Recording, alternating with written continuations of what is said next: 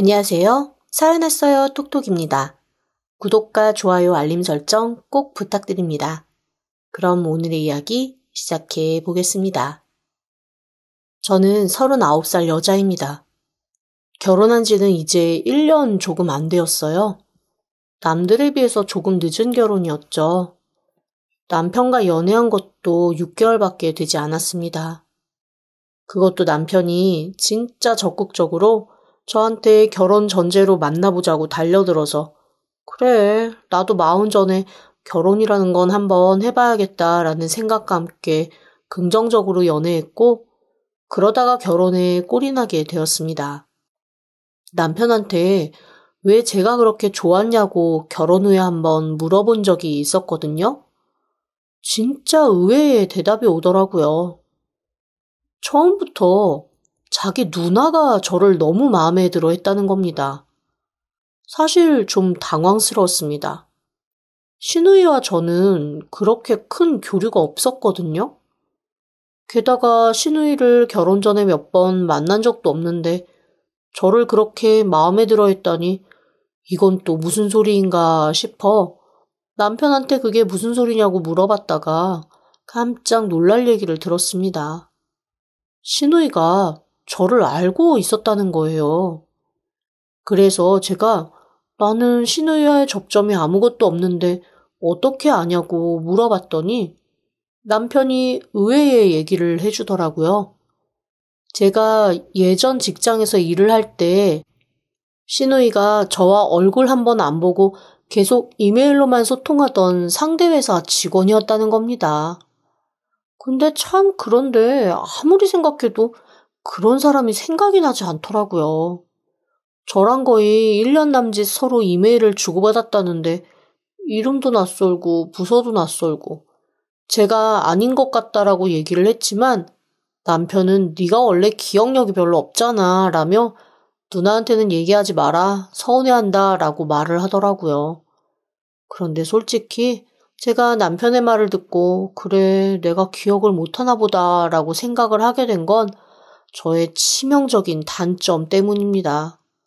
제가 별명이 삼초 붕어예요. 그리고 또 다른 별명은 메모광입니다. 이 두 별명에서 알 수 있듯이 저는 정말 기억력이 나쁩니다. 학교 다닐 때도 암기 과목은 저한텐 너무나 심각하고 슬픈 거였어요. 머릿속에 뭐가 들어오면 3초 이상 남아나지를 않거든요. 제가 엉덩이 무겁게 공부를 하려고 그래서 한 게 아니라 정말로 저는 100번, 1000번 반복하지 않으면 절대 기억을 하지 못합니다. 그러다 보니 혹시 실수를 할까봐 거의 모든 회의나 일할 때 생기는 일들은 받아쓰기 하는 것처럼 제가 필기를 합니다. 오히려 그러다 보니 일을 꼼꼼히 하는 사람처럼 보이기는 하지만 사실은 정말로 기억을 못해서 제 나름대로 살아남으려고 만들어낸 방식입니다. 제가 얼마나 기억력이 좋지 않냐면 고등학교 때 저희 집이 주택단지로 이사를 한 적이 있었거든요.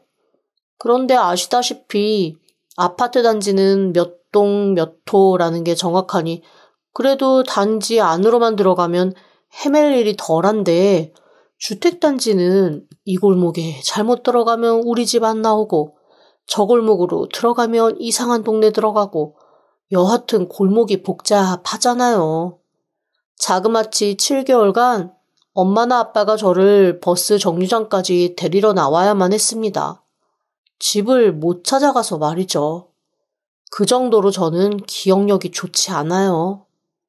그거 외에는 오히려 남들보다 뛰어난 부분이 조금 더 많습니다.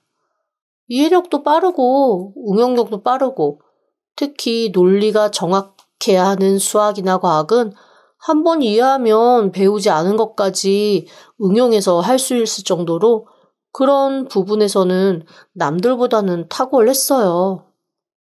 다만 정말 기억력이 나빠서 기억을 못한다는 거, 그게 저의 최대 단점입니다. 공부뿐만 아니라 인간관계에서도 마찬가지였습니다. 제일 친한 친구가 2명 있었는데 고등학교 졸업하고 1년 뒤에 만났을 때 제가 그 애들 이름을 기억을 못했다니까요. 세상에 3년을 조석으로 가족보다 더 끈끈하게 붙어 있었는데 말이죠. 저를 쭉 이해해줬던 친구들도 그때만큼은 어이없어하며 헛웃음을 짓더라고요. 연애할 때도 다르지 않았습니다. 남편을 만난 지 3개월쯤 되었을 무렵 저한테는 큰 고민이 하나 생겼습니다. 남편의 성을 모르겠는 거예요. 이름이야 매번 부르니 누구씨 누구씨 하면서 입에 붙어서 잊어먹지 않았지만 대체 이 사람의 성이 김씨였는지 박씨였는지 이씨였는지 모르겠는 겁니다. 처음 통성명을 하고 난 이후로는 성을 붙여 이름 부를 일이 없다 보니 당최 성을 모르겠어서 오죽하면 애둘러 물어보느라 본관을 다 물어봤다니까요. 어디 무슨 씨라고 대답을 해줬을 때 바로 핸드폰에 메모를 했습니다. 저한테는 정말로 핸드폰 메모 기능, 녹음 기능이 너무나 중요한 기술이에요. 아마 이거 없었으면 지금의 절반도 저 사람 구실 못하고 살았을 겁니다. 그래서 내가 시누이를 기억 못하면 시누이가 정말로 서운해하겠다 싶어서 그냥 그러려니 하고 넘어갔습니다. 그 다음부터 시누이가 몇 번 자기랑 이런 얘기 주고받았다며 저한테 얘기를 할 때마다 그냥 웃으면서 아 맞아요 그랬죠 하고 넘기는데 미치고 팔짝 뛰겠더라고요.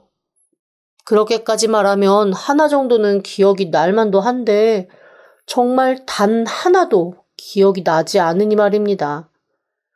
어쨌거나 시누이는 여느 시누이들과는 다르게 저한테 참 잘해줬습니다. 친언니여도 이렇게는 못하겠다 싶을 정도로 신경을 써주는 일이 많아서 제 주변에서는 저한테 시누이 복이 남편 복보다 낫다고 할 정도였으니까요. 한 번은 이런 일이 있었어요. 제가 아파서 집에 누워 앓은 적이 있었거든요. 하필 남편도 출장 중이어서 혼자 앓고 있는데 시누이가 집을 찾아온 겁니다. 처음에는 솔직히 좀 불편했죠.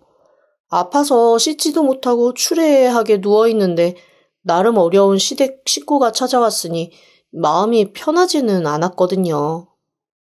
그런데 시누이가 딱 집에 들어오자마자 저한테 잘 끓인 죽을 한 그릇 내놓고 먹으라고 하더니 그때부터 정광석화처럼 온 집안을 청소하기 시작하는 거예요. 사실 알아놓은 지 이틀째 되는 날이라 곳곳에 쓰레기도 좀 쌓여있고 빨래도 산더미여서 집이 영 지저분한 상태였거든요. 형님 이러지 마세요.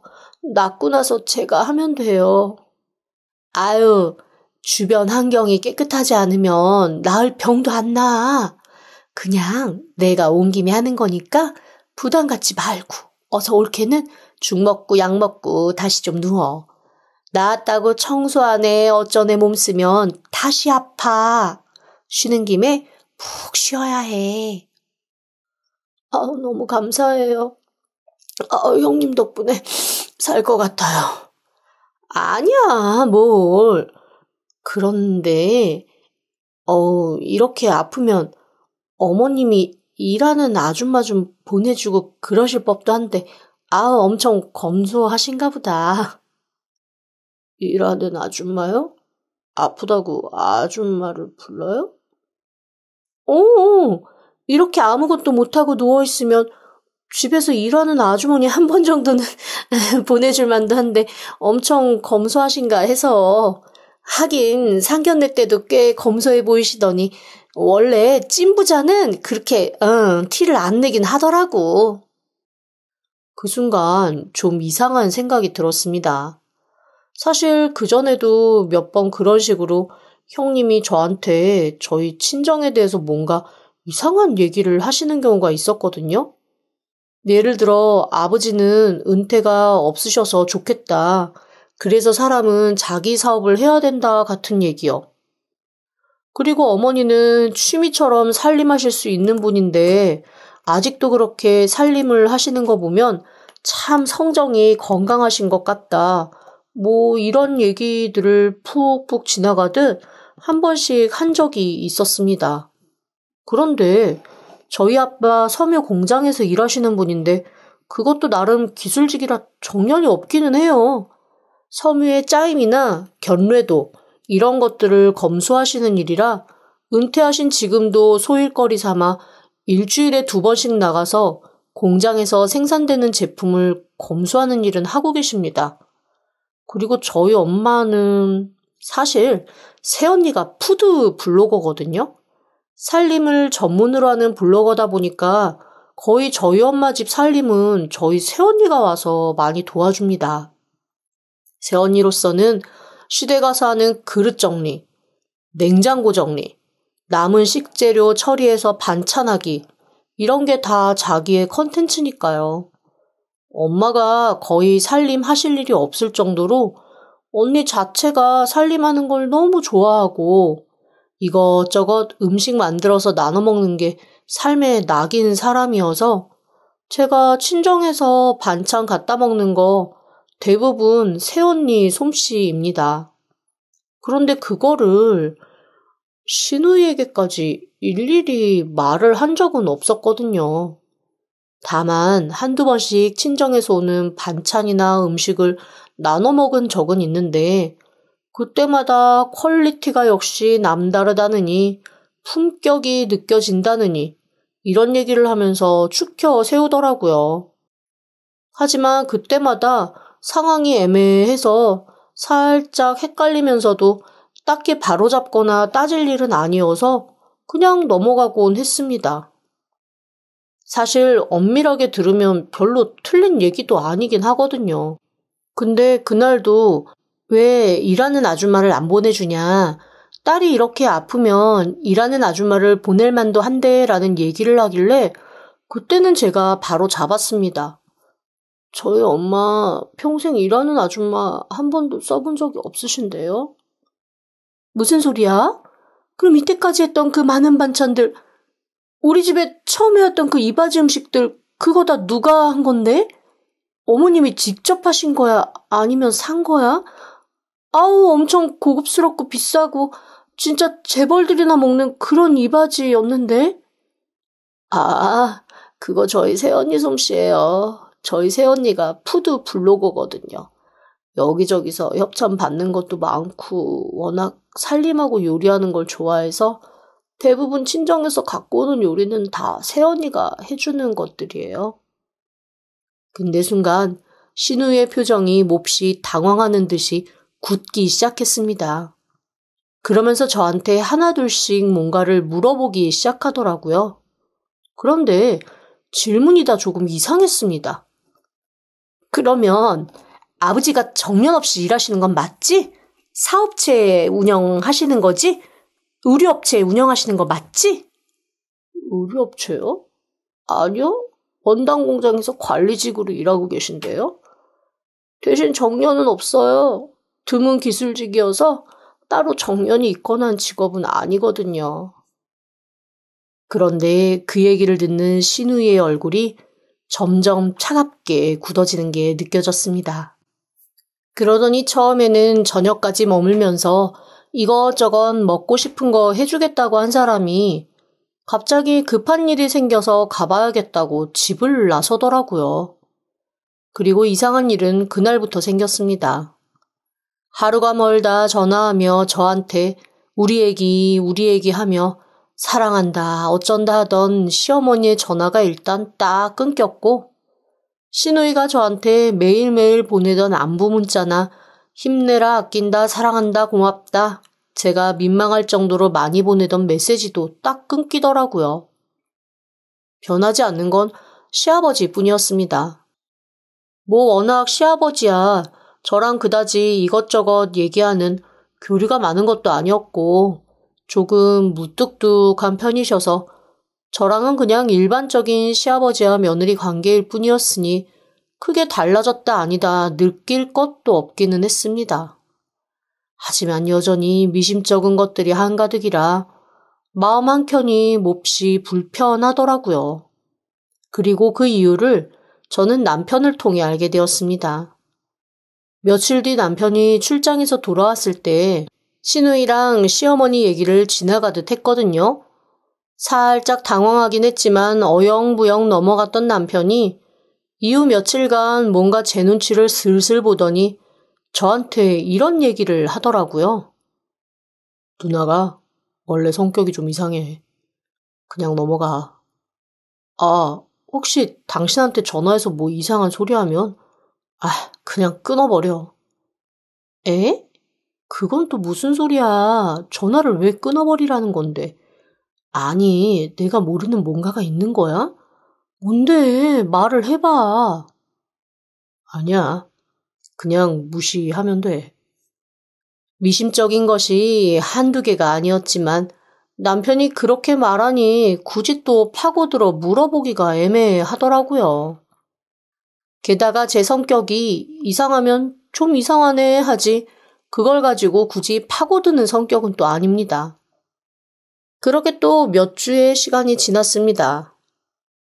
그 즈음이 마침 시어머니 생신이라 온 식구가 모이게 되었어요.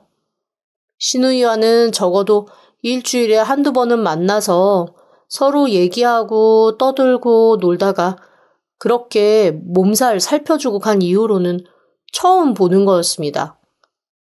아주 오랜만에 보는 거라 제 깐에는 또 반가워서 아주 반갑게 인사를 했죠. 아니 그런데 꼭 무슨 똥 밟은 사람 마냥 얼굴을 찌푸리더니 저한테 아주 대면대면하게 왔어? 이러고 마는 거예요. 뭔가 좀 이상하다 싶었습니다. 가운데서 괜히 남편도 안절부절 못하는 것 같고 싸늘해진 건 시누이뿐만 아니라 시어머니도 마찬가지였습니다. 이게 대체 제가 아무리 무딘 사람이라지만 뭔 상황인가 싶더라고요. 그래서 남편을 한쪽으로 끌고 가서 내가 아무리 눈치가 없지만 이건 좀 이상해라면서 남편을 닥달하며 캐물었습니다. 하지만 남편은 끝까지 입을 꾹 다물고 아무 말도 하지 않더라고요. 결혼하고 처음 맞는 시어머니 생신이어서 제가 3일이나 음식을 준비해서 갖고 간 다음에 차려드린 상이었는데 저 정말 뛰쳐나오고 싶었습니다. 음식을 하나하나 먹을 때마다 시어머니가 엄청 트집을 잡으시는 거예요. 이건 짜다, 이건 달다, 이건 맛없다, 이거는 먹을만하지 않다. 그런데 솔직히 말하면 그거 다 트집인 게 제가 요리를 잘 못하기 때문에 남편한테 얘기 듣고 시어머니가 좋아하시는 음식점에서 다 배달 주문한 거였거든요.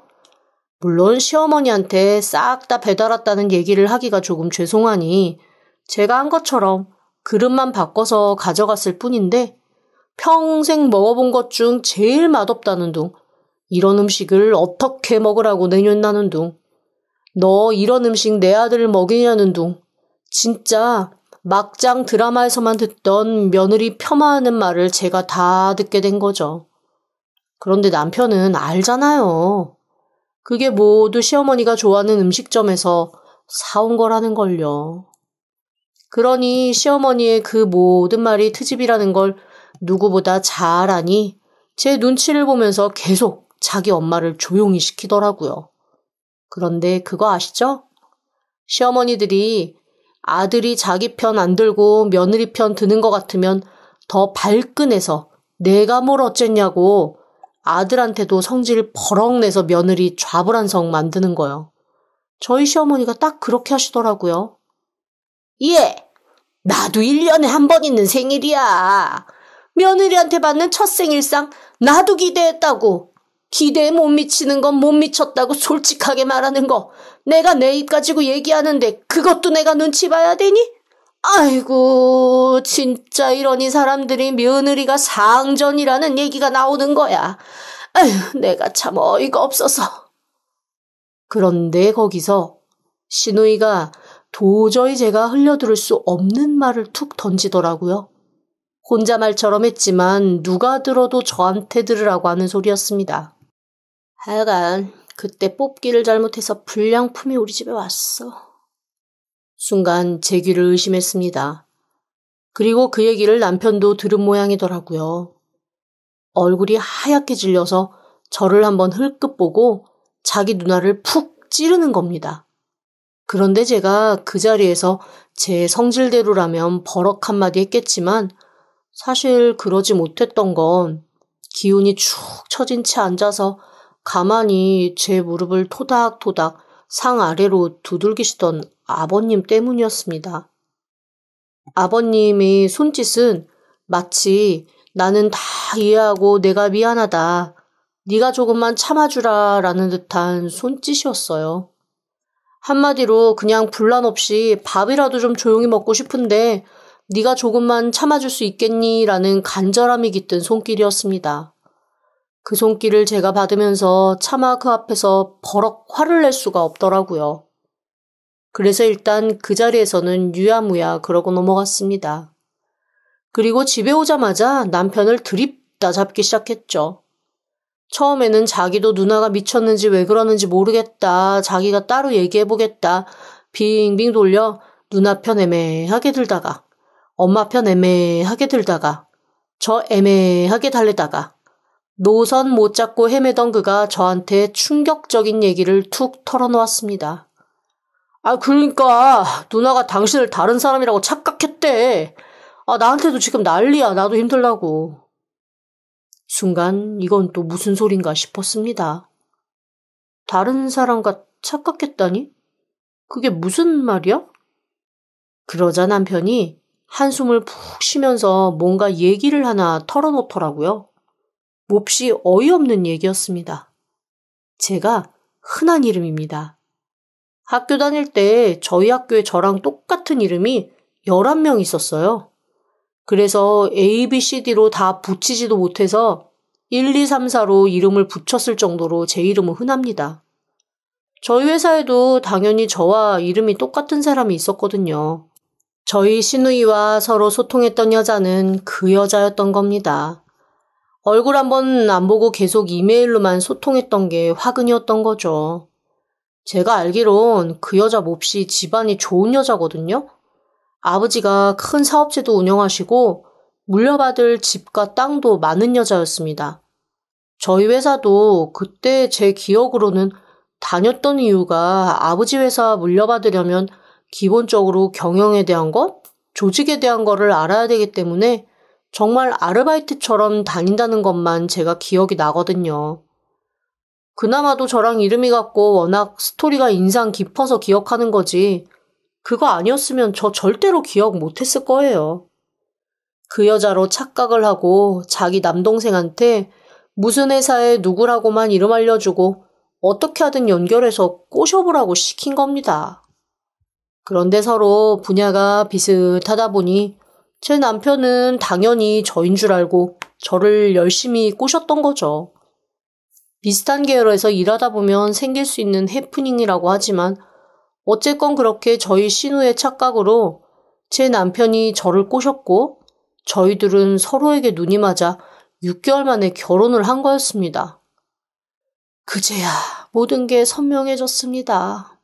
왜 상견례 때 부득불 시누이가 와서 저희 엄마 아빠한테 알랑방귀 미친 듯이 껴대며 잘 부탁한다고 앞으로 시댁에서 무조건 제 편은 자기가 되어주겠다며 친언니 생겼다고 생각하라고 그렇게 얘기했는지, 그리고 왜 저도 안 하는 저희 엄마 아빠에 대한 안부 전화를 그렇게 하면서 자기가 더 딸인 것처럼 굴었는지 그제야 모든 것이 선명해졌습니다. 시누이는 저희 엄마 아빠한테 소위 말해 약을 치고 있었던 거였어요. 자기가 뭐라도 하나 얻어낼 게 있겠다 싶으니 그렇게 알랑방귀를 껴왔던 거죠. 어쩐지 일절 일 안 하고 그렇게 허랑방탕하게 살면서 농담 반 진담 반처럼 나는 올케한테만 잘하면 된다고 올케가 내 노우라고 얘기할 때마다 사실은 이 여자가 왜 이러나 싶었거든요. 그 말이 그 말이었습니다. 사돈댁에 빌붙겠다는 얘기였던 거죠. 저는 남편의 얘기를 듣고 너무 어이가 없어 한동안 아무 말도 못했습니다. 그런데 제 남편이 이렇게 얘기하더라고요. 나도 처음에는 당신 집안이 정말로 좋은 집안인 줄 알고 그래서 접근했던 건 사실이야. 그런데 내가 왜 몰랐겠어. 장인 장모님 검소하신 분이고 당신이 그 집안 사람 아니라는 거 연애하고 얼마 지나지 않아 나도 알았지. 그런데 난 진짜로 우리 누나가 그냥 내가 조금 편하게 살았으면 좋겠다는 생각으로 장난처럼 그렇게 꼬셔보라고 한 줄 알았거든. 이 정도로 진심일 거라고 나는 사실 생각을 못했어. 그리고 장인 장모님이 지금보다 훨씬 못 살고 혹은 우리가 부양해야 되는 의무가 있는 분이라고 하더라도 난 당신을 선택했을 거야. 당신을 사랑한 건 집안이 좋아서도 아니고 물려받을 게 있을 것 같은 사람이라서도 아니고 정말로 사람 자체가 좋아서거든. 그런데 나까지 그런 사람으로 당신이 오해하지 않았으면 좋겠어. 사실 결혼 전에 몇 번 엄마하고 누나한테 이 얘기를 할까 생각을 했다가 그러면 결혼도 하지 말라고 펄펄 뛰고 당신도 안 예뻐할 것 같아서 일단 결혼 진행한 거야. 결혼하고 나서 알게 되면 그리고 조금 덜하지 않을까 싶었는데 내가 진짜 이런 사람들인 거 몰랐다. 엄마랑 누나는 내가 어떡하든 처리할게. 정말 미안해. 당신 마음 상하게 해서. 남편의 말을 듣는데 사실 남편도 좀 안쓰러워지더라고요. 뭐 본인이라고 자기 누나랑 엄마가 그러는 걸 알았겠습니까? 그리고 얘기하는 폼을 보니 정말로 이 사람은 저를 사랑했고 사랑하고 있고 누나하고 어머니 때문에 속상한 게 역력하게 드러나긴 하더라고요. 그래서 일단 저는 어차피 저희 둘이 사는 거니 남편이 자기 믿어달라고 한 만큼 그냥 일단 넘어가 보기로 했습니다. 그런데 시어머니와 시누이는 자기들이 뭘 잘못했는지 모르나 봐요. 저한테 계속 약간 선 넘는 행동과 말을 하기 시작했습니다. 시누이가 한 번은 제가 잠자코 있으니 본인 스스로 뭔가 열이 받았나 봐요. 저한테 뜬금없이 전화해서 이렇게 얘기하는 거예요. 아니, 사람이 참 좀 그래? 아주 사기도 전문적으로 치겠어. 어쩜 그렇게 감쪽같이 본인이 아닌데 본인인 것처럼 구는 재주가 있어? 형님, 저 그이한테 들었는데요. 형님이 착각하신 거지 제가 거짓말한 건 없어요. 어머머머머, 어이가 없네. 그럼 이때까지 내가 이것저것 애둘러서 물어봤을 때 왜 정직하게 대답을 안 했어?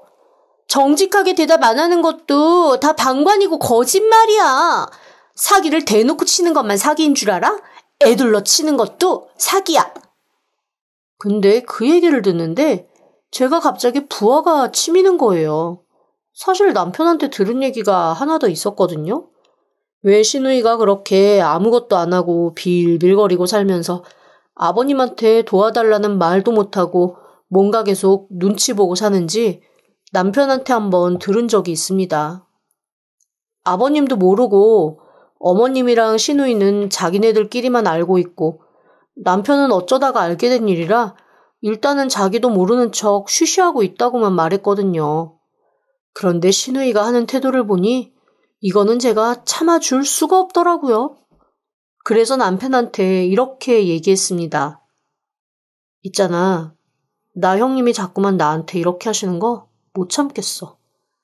아버님한테 모든 사실 다 말씀드리고 나 그냥 다 뒤집어 엎고 싶은데 괜찮아? 당신 평생 누나 안 보고 살 자신 있어? 그러자 남편의 낯빛이 순간 조금 어두워졌습니다. 어쨌거나 자기 누나인데 그 사람도 생각할 시간이 필요하겠죠. 그런데 며칠 뒤 이렇게 남편이 대답을 해주더라고요. 사실 그동안 내가 아버지한테 얘기하지 않은 건 아버지가 충격 받으실까 봐서야. 사실 누나 인생 생각하면 지금이라도 얘기해서 누나 인생 바로잡는 게 맞지. 사람이 언제까지나 그렇게 살 순 없잖아. 엄마도 혼자서 감당하면서 누나 커버해주는 것도 힘드실 것 같고, 그리고 지금 느낌엔 엄마가 만약에 못하게 되면 조만간 우리가 해야 되는 불상사가 발생할 것도 같고 그렇게까지 할 수는 없지. 당신이 알아서 해. 나는 그냥 당신이 하자는 대로 할게. 저는 남편의 허락을 받고 시아버지에게 좀 더 정확한 증거를 제시하기 위해 흥신소를 고용했습니다. 흥신소에서 저한테 며칠 뒤에 뭐라고 했는 줄 아세요? 이거 아주 무지갯빛 여인이십니다, 이분. 그게 무슨 말이에요? 무지갯빛 여인이요? 빨준 옷 좀 하나 봐. 아주 다채로워요. 도박에, 사기에, 혼인빙자에 아주 전문꾼이셔. 이 정도면 집에서 어떻게 감당하실 수준이 아니었겠는데? 지금 이분 잡고 있는 사람말도 아주 한 바가지예요. 남편이 알고 있는 건 정말 빙산의 일각이었습니다. 게다가 더 충격적인 건 남편이 몰랐던 사실이 하나 밝혀졌는데 시누이가 저희 아버님 딸이 아닌 거 있죠. 저희 어머니가 바람났던 분이 있었는데 그분의 딸이었던 거죠. 어쩐지 아버님과는 닮지 않았고 성격도 영 이 집안 사람 아니고 정말 시어머니를 닮았나 보다라고 생각했는데 알고 보니 아예 핏줄 자체가 다른 거였습니다. 아마 형님은 자기가 아버님의 친딸이 아니라는 걸 알고 있었나 봐요. 자기 엄마한테 몇 년 전에 엄청나게 팥대기 한번 치고 자기 친아빠 만나서 나름 부녀상봉도 했더라고요. 그런데 아마 그 친아빠가 조금이라도 재력 있는 사람이었으면 그쪽 가서 빌붙었겠지만 그 친아빠 역시 도박에 사기, 여자 홀리고 다니는 잡범이었습니다.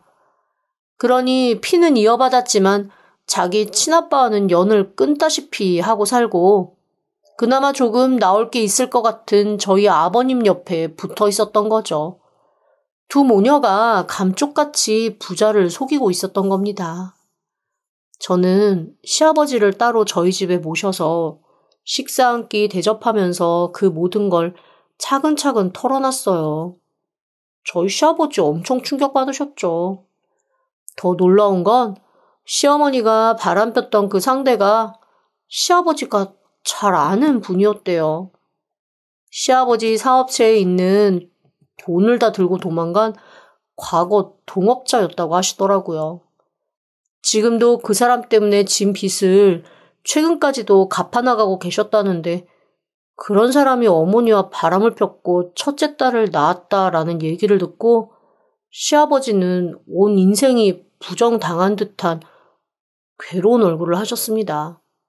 저와 남편이 지금에서라도 알았으니 다행이라고 생각하자고 아버님을 위로했지만 사실 그게 그다지 큰 위로가 되진 않잖아요.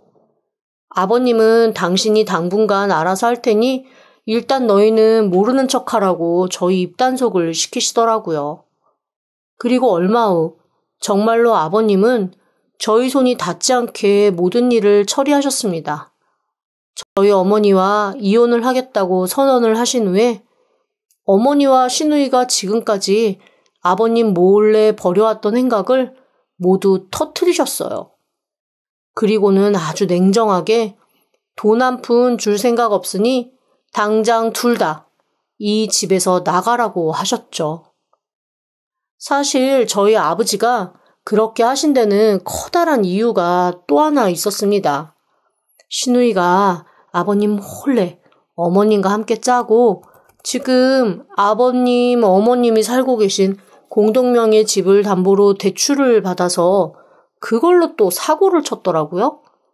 아버님으로서는 더 이상은 봐줄 수가 없다라고 생각을 하신 거죠. 그리고 그 두 사람과 이혼을 하면서 시어머니가 몰래 담보대출 받았던 걸로 재산 분할을 가름하고 시어머니는 한 푼도 받지 못한 채 쫓겨나게 되었습니다. 저희한테 와서 그래도 말년에 인생 이렇게 될 수 없다며 아들이라도 엄마를 돌봐야 되는 거 아니냐고 울부짖으셨지만 제 남편 의외로 이럴 때 또 냉정하더라고요. 어머님이 평생 잘못하셨으니까 그 잘못한 거 지금이라도 이렇게 속죄하고 반성하시라며 아주 냉정하게 딱 끊더라고요. 그거 하나는 좀 마음에 들었습니다. 저한테도 계속 이때까지 그래도 잘해줬던 정을 생각해서 봐달라고 하시는데 저 불량품이라는 얘기까지 들은 마당에 사실 어머니와 시누이에게 그다지 잘해줄 마음이 없었거든요. 저희 시아버지의 사이다 같은 일처리로 저는 제 마음에 깊이 남았던 약간의 한이랄까? 그거를 싹 털어낼 수 있었습니다. 남편은 그래도 어머니니 가끔 한 번씩 가서 보면서 교류를 하는 것 같아요. 하지만 저는 시댁에서 완전히 자유로워졌습니다. 더 이상 불량품 소리 저한테 할 사람도 없고 그저 아버님 가끔 모시고 맛있는 거나 먹으러 다니고 말년에 외롭지 않게 챙겨드리는 것만 잘 하려고요.